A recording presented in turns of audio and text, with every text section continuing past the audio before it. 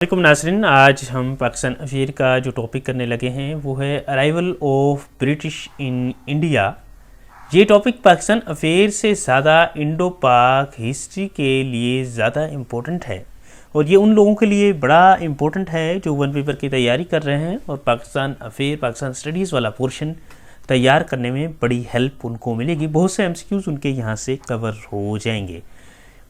वैसे भी जिन लोगों को इंटरेस्ट है हिस्टोरिकल चीज़ों में, उनको ये पता होना चाहिए कि हिंदुस्तान के ऊपर बरतानिया का कब्ज़ा कैसे हुआ। वो लोग जो ताजर की रूप में आए थे, आस्ता आस्ता इन्वेडर बने और हुकूमत पे कब्ज़ा कर लिया, वो कैसे हुआ था। जो ब्रिटेन आए ये 1600 में आए और 1757 तक तो ये ट्रेडर्स के तौर पे काम करते रहे। इन्होंने अपनी कमर्शियल मोनोपली यहाँ पे बनाई। फिर 1757 से 1813 तक इनका पॉलिटिकल इंटरफेरेंस हुआ। देन 1813 में इन्होंने अपनी यहाँ पे इम्पेरियल कंसोलिडेशन की, अपने आप को मजबूत किया और फिर 1857 में यहाँ पे जंग आज़ादी होती है, रिवोल्ट होता है जो हिंदुस्तान के मकामी लोग करते हैं, लेकिन ये रिवोल्ट नाकाम होता है और ब्रिटेन काबिज़ हो जाते हैं हिंदुस्तान के ऊपर। कंपनी कोलैप्स हो जाती है और हिंदुस्तान की गवर्नमेंट डायरेक्ट यूके की पास चली जाती है। ये हुआ था, ये एक टाइमलाइन मैंने आपको बताई है। अब हम डिटेल्ड इस चीज़ को पढ़ेंगे। मैंने बोला कि 1600 में ईस्ट इंडिया कंपनी पाकिस्तान और इंडिया के अंदर इंटर होती है और ये इंटर होते हैं तजारत की गर्ज से। जो ये ईस्ट इंडिया कंपनी थी इसका ताल्लुक यूके से था और इसको 31 दिसंबर 1600 में क्वीन एलिज़ाबेथ चार्टर देती है ट्रेड करने का। जब इसको चार्टर देती है ट्रेड करने का तो इसके जो ताजर होते हैं वो ईस्ट इंडीज़ की तरफ निकल जाते हैं। ये यूके आपको नज़र आ रहा है, तो ये लोग यहाँ से आते हैं इंडिया और यहाँ तजारत करना शुरू कर देते हैं। और यहाँ जब वो आते हैं, यहाँ पहले से ही जो स्पेनिश थे, इसके अलावा यहाँ से पुर्तगाली थे, वो पहले से ही इंडिया में मौजूद थे, इनसे पहले आ चुकी थे। इनकी कोशिश थी कि जो यहाँ पे स्पाइसेस पे, स्पेशली क्लोव्स पे, नटमेग पे, पीपर पे, इन पे जो स्पेनिश और ब्रिटिश की मोनोपली है इसको काउंटर किया जाए। इस मकसद के लिए जो यूके है यहाँ पे 30,133 पाउंड की इन्वेस्टमेंट करता है, जो आज के 4 मिलियन पाउंड बनते हैं। इस इन्वेस्टमेंट से यहाँ पे तजारत ईस्ट इंडिया कंपनी शुरू करती है और अपने आप को अपग्रेड करने की कोशिश करती है। जब ये कंपनी 1600 के अंदर इंटर होती है इंडिया के अंदर, तो इनकी नेवी की एक लड़ाई होती है पुर्तगालियों के साथ। ठीक है, मैंने बोला कि पुर्तगाली और स्पेनिश यहाँ पे पहले से मौजूद थे, जिसके नतीजे में ईस्ट इंडिया कंपनी ये लड़ाई जीतती है और यहाँ से ये मुग़लों को इम्प्रेस करने में कामयाब हो जाते हैं। फिर 1615 में इनका जो हेड था sir Thomas Roy east India company का, इसको जहांगीर जो इस टाइम पे सुल्तान था, इस टाइम पे मुग़ल बादशाह था, वो इसको तजारत करने के एक्सक्लूसिव राइट दे देता है और इसको फैक्ट्री बनाने के राइट दे देता है। जब 1615 में इसको फैक्ट्री बनाने के राइट्स मिलते हैं तो ये सूरत के मुकाम पे एक बड़ी फैक्ट्री बनाते हैं, ये sir Thomas Roy of east India company. फिर ये 1639 में मद्रास तक एक्सपेंड कर जाते हैं। ठीक है, कोरोमंडल कोस्ट तक पहुंच जाते हैं मद्रास की। फिर 1668 में ये मुंबई के पास तक तजारत करना शुरू कर देते हैं। ये आस्ता आस्ता इनकी ट्रेड इस तरह से एक्सपेंड होना शुरू हो जाती है। ये तजारत कर रहे होते हैं और हिंदुस्तान की जो पॉलिटिक्स है उसको ऑब्ज़र्व कर रहे होते हैं। हिंदुस्तान में औरंगज़ेब आलमगीर की हुकूमत आती है और औरंगज़ेब आलमगीर की हुकूमत 1707 के अंदर ख़त्म हो जाती है, तकरीबन 50 साल रहने के बाद। जब 1707 में मुग़ल हुकूमत ख़त्म होती है जहांगीर उसकी औरंगज़ेब की, तो इसके जानशीन बड़े इनकम्पिटेंट होते हैं। जब इसकी डेथ के बाद इनकम्पिटेंट रूलर्स आ जाते हैं तो वीक सक्सेसर्स होते हैं, सेंट्रल अथॉरिटी ख़त्म हो जाती है। इसके अलावा बंगाल, यहाँ से लोग उठना शुरू हो जाते हैं, ओध से उठना शुरू हो जाते हैं, हैदराबाद से मराठा पावरफुल हो जाते हैं। ये डिफरेंट पावर्स यहाँ पे उठना शुरू हो जाती हैं। अंग्रेज इन सबको ऑब्जर्व कर रहे हैं, इस सारी सूरत हाल को। अभी कुछ लड़ाई नहीं कर रहे, कोई पंगा नहीं ले रहे। दूसरी साइड पे यहाँ इंडिया में नादिर शाह आता है, ईरान से दिल्ली को तहस नहस करके चला जाता है। अब्दाली आता है, मराठों को तहस नहस करके चला जाता है दिल्ली के अंदर। ये सारे रेड कर रहे हैं, इस चीज़ को भी वो देख रहे हैं, ठीक है। लेकिन उन्होंने अभी कोई पंगा नहीं लिया किसी तरह का, ना ही उन्होंने इंडिया को इकट्ठा कनकर किया था, वो आस्ता आस्ता पार्ट्स में कनकर किया था। अब जब वो ये सारी चीज़ें देख रहे होते हैं, फिर आस्ता आस्ता मोनोपोली बढ़ा रहे होते हैं। फिर 1757 में इनकी ईस्ट इंडिया कंपनी की जंग होती है पहली, जिसको बैटल ऑफ प्लासी बोला जाता है। ईस्ट इंडिया कंपनी के एक्चुअली बंगाल के नवाब सिराजुद्दौला से कुछ इख्तलाफात हो जाते हैं। इख्तलाफात इस तरह से होते हैं कि कलकत्ता के अंदर ये अपनी फोर्टिफिकेशन बना लेते हैं। सिराजुद्दौला का पहले इन पे इल्ज़ाम होता है कि ये टैक्स पे नहीं कर रहे, और वो इन पे प्रेशर डालने की कोशिश करता है सिराजुद्दौला। ये फिर आस्ता आस्ता तजारत को करते हुए कलकत्ता तक पहुँच जाते। कलकत्ता में ये अपनी एक फोर्टिफिकेशन बना लेते हैं। तो ये चीज़ सिराजुद्दौला के लिए नाकाबिले कबूल थी, और वो इनके ख़िलाफ़ आस्ता आस्ता होना शुरू हो जाता है। जबकि ईस्ट इंडिया कंपनी को इस टाइम पे लीड कर रहे थे रॉबर्ट क्लाइव। वो सिराजुद्दौला के एक commander in chief Mir Jafar को रिश्वत देता है, और इसको कहता है कि आप सिराजुद्दौला के साथ ताल्लुक़ ना करना, तावन ना करना जब जंग हो, तो नतीजे में हम सिराजुद्दौला को उतार के आपको नवाबशिप दे देंगे। बंगाल के नवाब सिराजुद्दौला के बाद आप बन जाएंगे। मीर जाफ़र को यह कबूल होता है। फिर जंग होती है। उस जंग में मीर जाफ़र धोखा करता है और सिराजुद्दौला को शिकस्त हो जाती है, जिसके नतीजे में मीर जाफ़र, जो कि अंग्रेज़ों का पपेट था, इसको हुकूमत दे दी जाती है। यहाँ से हुकूमत तो इसको दे दी जाती है, फिर असल ताकत तो अंग्रेज़ों के पास होती है। वहाँ से यहाँ से फिर ये अपनी ताकत, अपनी दौलत को ड्रेन करना शुरू कर देते हैं अंग्रेज़। फिर कुछ ही टाइम बाद एक और जंग होती, बैटल ऑफ बक्सर के नाम से 1764 में। इस बैटल ऑफ बक्सर में ये होता है कि बंगाल, ओध और मुगल एम्परर मैंने आपको बताया कि ये बड़े कमज़ोर किस्म के थे। बंगाल में मीर जाफ़र था जो इनका पपेट था, ओध था, ये तीनों मिलकर लड़ते हैं।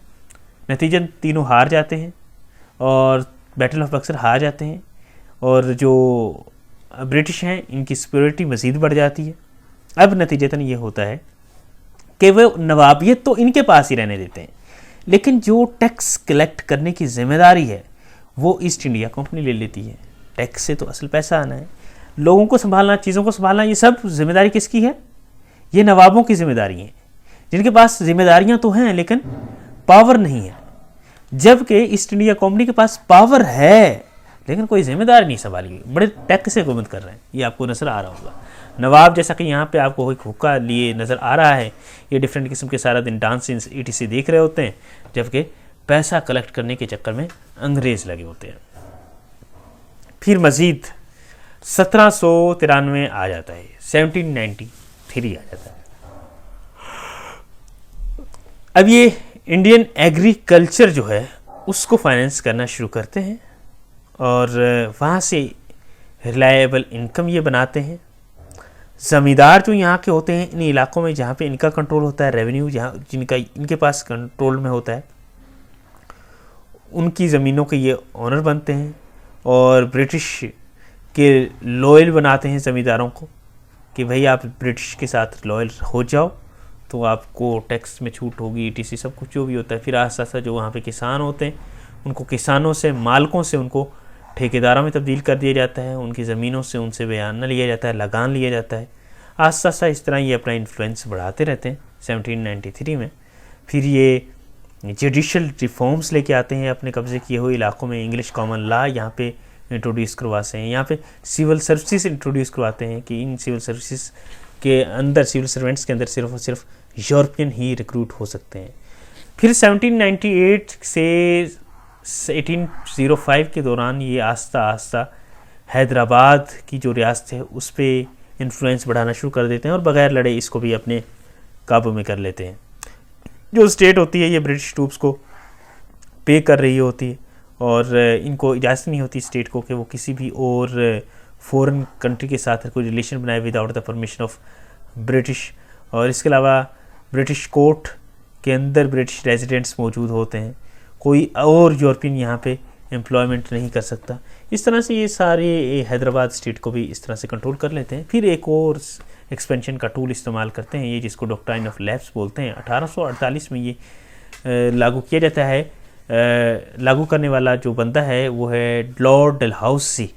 लॉर्ड डलहौसी ये कहता है कि वो वाली रियासतें जिनका कोई वारिस नहीं है, अगर उनका बादशाह या उनकी क्वीन मर जाती है तो वो डायरेक्ट कंपनी के पास चली जाएगी।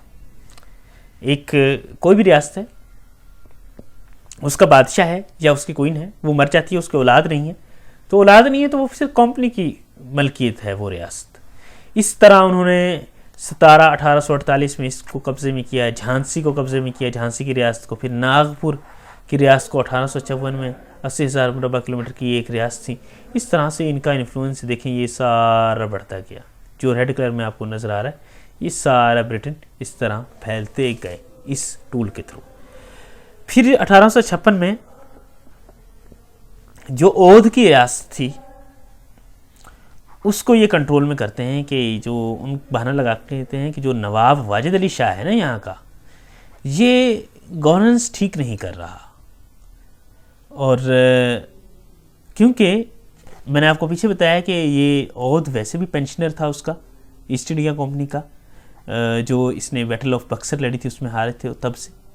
और ये रॉयल तो था, लॉयल समझा जाता था ब्रिटिश के साथ, लेकिन ये इनका कहना है कि ये अभी गवर्नमेंट ठीक नहीं कर रहे। ये बहाना लगाते हैं इस तरह का, फिर यहाँ पे इनके स्पाइस को ख़रीदते हैं और कुछ लोगों को ख़रीदते हैं, गद्दार बनाते हैं और उनके थ्रू यहाँ पे अटैक करते हैं, औध को कब्ज़े में कर लेते हैं।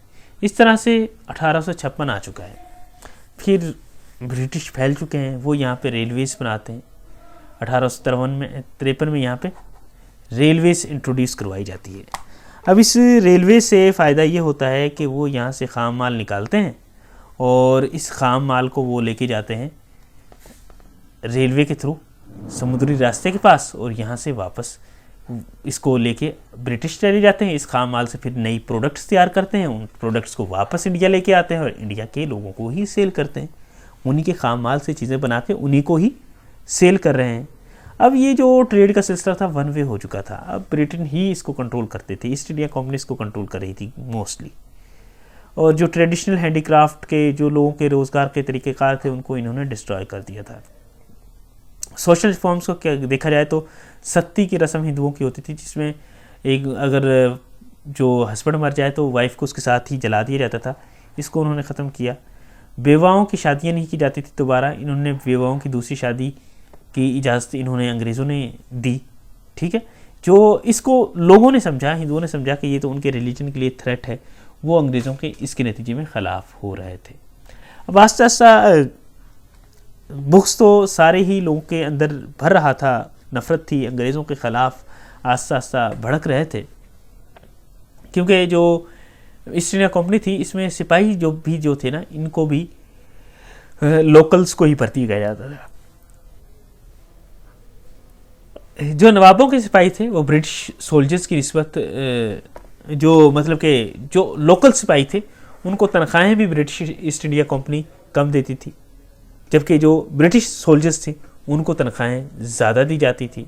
इसके अलावा इनकी जो भर्ती के असूल थे उनमें सख्त सज़ाएँ दी जाती थी, काला पानी की सज़ा दी जाती थी।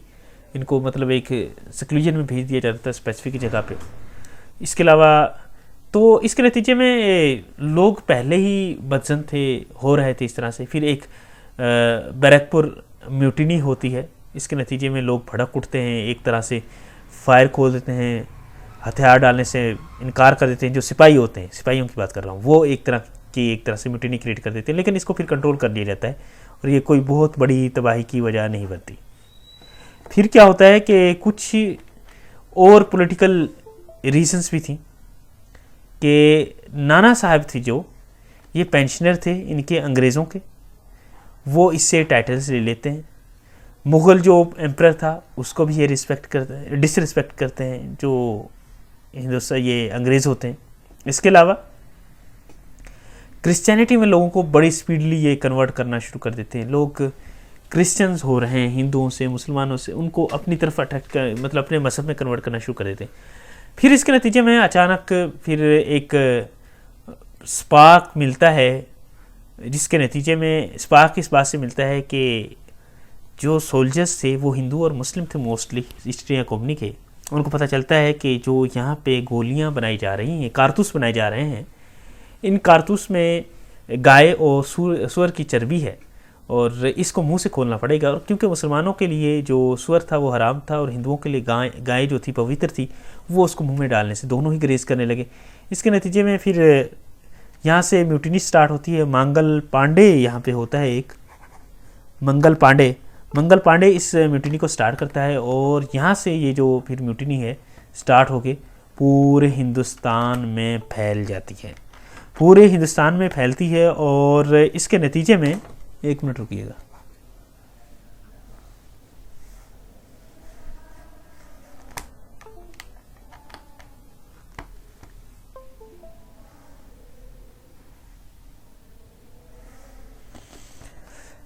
अच्छा जी, ये म्यूटिनी फैलती है, मतलब कि ये हिंदुओं के लिहाज से अंग्रेज़ों के लिहाज से तो ये एक म्यूटिनी थी, एक बगावत थी, जबकि मुकामी लोगों के लिहाज से ये एक